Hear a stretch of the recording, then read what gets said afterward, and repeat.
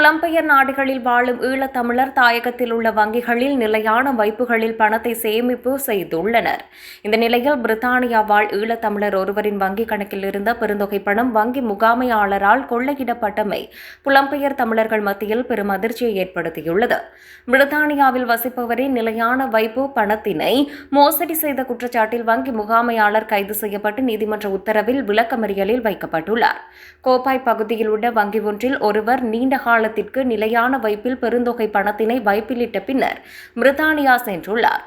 அவர் திடீரென நாடு திரும்பி தனது நிலையான வைப்பில் உள்ள பணத்தினை மீளப் பெற வங்கிக்கு சென்ற போதே தனது பணம் மோசடி செய்யப்பட்டுள்ளதை அறிந்து கோப்பாய் போலீஸ் நிலையத்தில் முறைப்பாடு செய்துள்ளார்.